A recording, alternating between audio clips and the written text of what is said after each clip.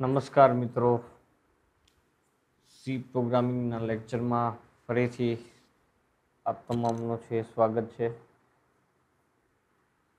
નવરાત્રિના દિવસો શરૂ છે. આ વખતે નવરાત્રિનું આયોજન પણ બહુ લિમિટેડ સોર્સિસમાં થયેલું છે. પ્લસ વધારે પ્રમાણમાં તો ઘરે બેસીને જ તે છે નવરાત્રિ એન્જોય કરવાની છે અને અમારા લેક્ચર્સ સાંભળવાના છે. તો ગયા વખતે જે આપણે ચર્ચા અધૂરી મૂકેલી હતી કે આપણે આઉટપુટ વિશે ચર્ચા કરતા હતા. ઇનપુટ અને આઉટપુટ કઈ રીતના ની પેટર્ન આપણે સી પ્રોગ્રામિંગમાં છે એ કરી શકીએ. એટલે કે ઇનપુટમાં અમુક વેરિએશન લાવીને આપણે જોઈએ છીએ કે શું શું આપણે છે એ કરી શકીએ. આપણે અત્યારે આઉટપુટમાં માટે જોઈએ પ્રિન્ટએફ છે એ આઉટપુટ સ્ટેટમેન્ટ છે અને સ્કેનએફ છે એ ઇનપુટ સ્ટેટમેન્ટ છે. ગયા વખતે પણ આપણે એક પ્રોગ્રામ જોઈને કીધું હતું કે એમાં થોડા ફેરફાર કરીએ. આગળ છે કોઈ વર્ડ લખીએ, એક આંકડો લખીએ, ડિજિટ્સ લખીએ. It can specify the number of spaces, number of width of the entered the number. તો આવી રીતે છે એ આપણે ચર્ચા કરેલી હતી. હવે એક પ્રોગ્રામની મદદથી આપણે પાછું એક સમજવાની ટ્રાય કરીએ કે આપણે જે ફ્લોટમાં ઇન્સર્ટ કરાવીએ કોઈ નંબર લાઈક 98.7645 સમથિંગ કોઈ નંબર છે. આ નંબરને આપણે છે એન્ટર કરાવીએ અને કેટલી ડિફરન્ટ પેટર્ન્સમાં આપણે છે એને આઉટપુટ જોઈએ છે. ફર્સ્ટ ઓફ ઓલ 7.4 ફ્લોટ છે. આપણે આઉટપુટ આ જે નંબર ઇન્સર્ટ કરાવેલો છે એનું જોવાનું છે. તો આપણે આઉટપુટ માટે અલ્ટર F9 આપણે છે પ્રેસ કર્યું. હવે કંટ્રોલ F9 ની મદદથી છે આપણે એને રન કરાવી દઈએ. હવે આઉટપુટ વિન્ડો આપણને મળશે. Output yes. તો આ છે એની output pattern. 98.764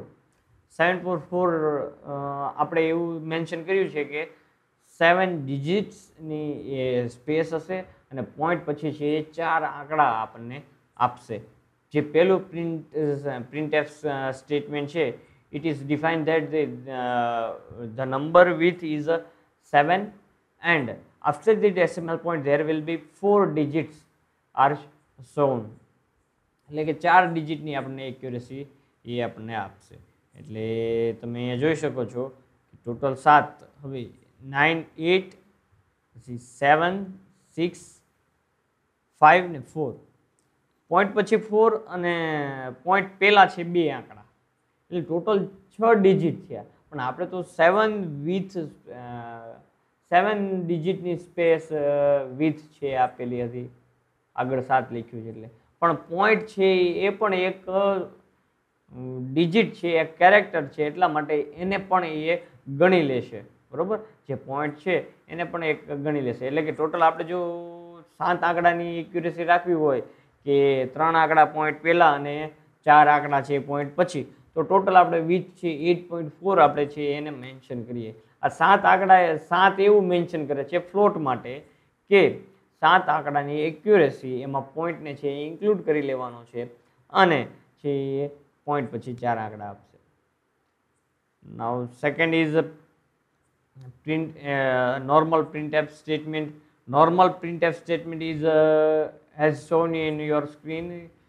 There is a %f. Second printf statement I have talk about the second statement. તો સેકન્ડ સ્ટેટમેન્ટ એવું કહે છે કે વાયને પ્રિન્ટ કરી આવે છે. પણ નોર્મલી આપણે જ્યારે વાય પ્રિન્ટ કરાવતા હોય ત્યારે એ પોઈન્ટ પછી છે એ આપણે નોર્મલી એ કેટલા ડિજિટની એક્યુરેસી આપે? 6 ડિજિટની. But we enter this number is after we enter the number 0.764. After this decimal point, there will be 0.7654. That means after the decimal point, there are only 4 characters, 4 numbers. Therefore, these 2 digits are random digits. એટલે કે 6 આંકડાની accuracy આપી છે, પણ આપણે તો મૂળ નાખ્યા છે 4 આંકડા. તો 4 આંકડા પછીનું જે કંઈ હશે એ રેન્ડમલી આવશે, બરાબર. કોઈકનો રેન્ડમલી ક્યારેક છે 0 પણ આવે, પણ જ્યારે તમે સ્પેસિફાઈ કરો છો વાયને 2 વખત આપણે એન્ટર કરાવી ચૂક્યા છીએ, તો એ છે એ રેન્ડમ નંબર આવશે. હવે થર્ડ માટે આપણે વાતચીત કરીએ કે 7.2% F એવું લખ્યું છે, એટલે કે પોઈન્ટ પછી 2 આંકડા અને ટોટલ વિથ છે એ 7 ડિજિટ્સની રહેશે. એટલે કે 7 ડિજિટ્સ હોય તો અહીંયા જે જોયું એમ 7 ડિજિટ છે એ કમ્પ્લીટ થઈ ગયા, પણ અહીંયા છે 1 2 3 4 5 6 અને 7 થયા, બરાબર.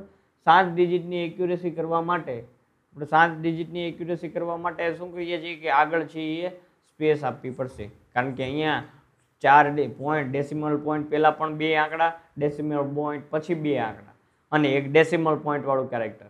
તો there are 5 characters, 5 spaces, with spaces we have entered, and this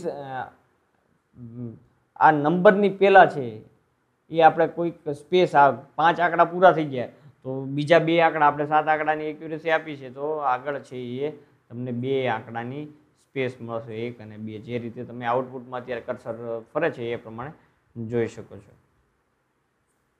હવે આપણે પાછું જોઈએ આ નેગેટિવ વાળું.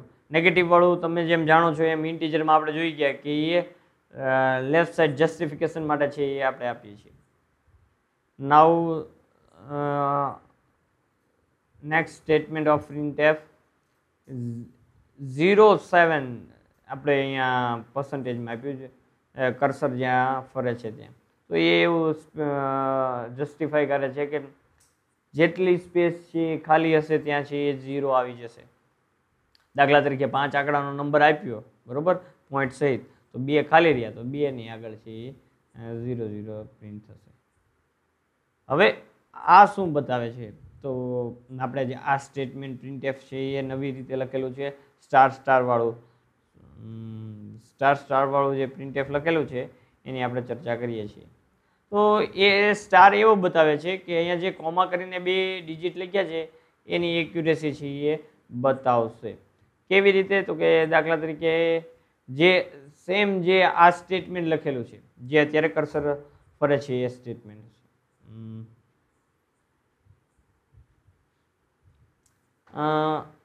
થર્ડ સ્ટેટમેન્ટ જે printfનું છે 7.2 વાળું, એ જ સ્ટેટમેન્ટ બંને છે એ સેમ છે. જ્યાં પણ સ્ટાર છે ત્યાં ફર્સ્ટ 7 ડિજિટ લખ્યો છે કોમા કરીને, અને પછીના સ્ટાર પર સેકન્ડ 2 આવશે, બરોબર.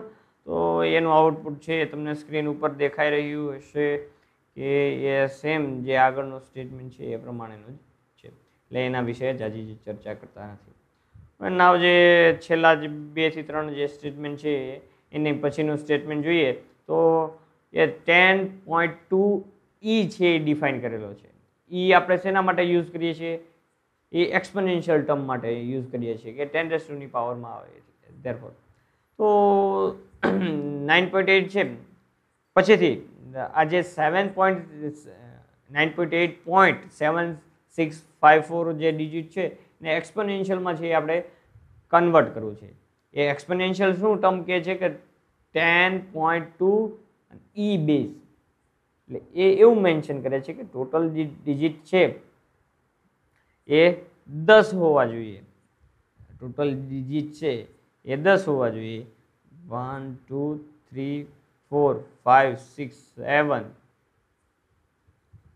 8 9 અને 10, ટોટલ એના 10 ડિજિટ્સ છે.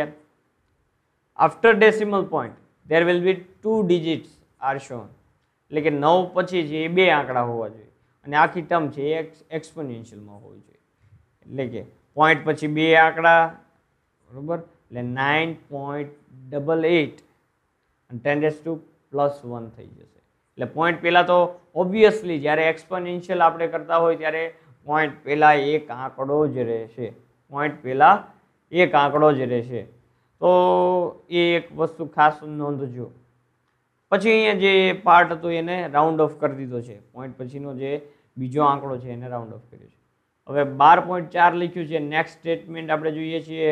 ખાસ ક્યાંથી ક્યાં જોઈએ છીએ સ્ક્રીન ઉપર એ ખાસ ધ્યાન રાખજો. બરોબર. તો printf 12.4e 12.4e છે એટલે એનો મિનિંગ એ કે 12 ડિજિટની વિથ સ્પેસ સાથેનો છે એ ફ્લોટ નંબર આપણે એન્ટર કરવાનો છે. And after the decimal point there will be 4 digit are shown. એટલે કે 9 પોઈન્ટ પછી છે 4 આંકડા 8 7 6 5. બરોબર. અને એક્સપોનેન્શિયલ છે એટલા માટે there will B 10⁻1. Now next statement -10 જે અત્યારે હું કર્સર છે એ મૂવ કરું છું એ સેકન્ડ લાસ્ટ સ્ટેટમેન્ટ. તો સેકન્ડ લાસ્ટ સ્ટેટમેન્ટમાં તમે જે જોઈ શકો છો કે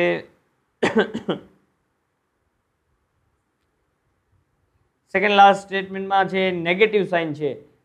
બરોબર. તો નેગેટિવ સાઇન એવું રિપ્રેઝન્ટ કરે છે કે લેફ્ટ સાઇડ જસ્ટિફિકેશન છે કે કોઈ પણ વાઇડ સ્પેસ છે એ મૂકવાની નથી. અને next statement only for %e.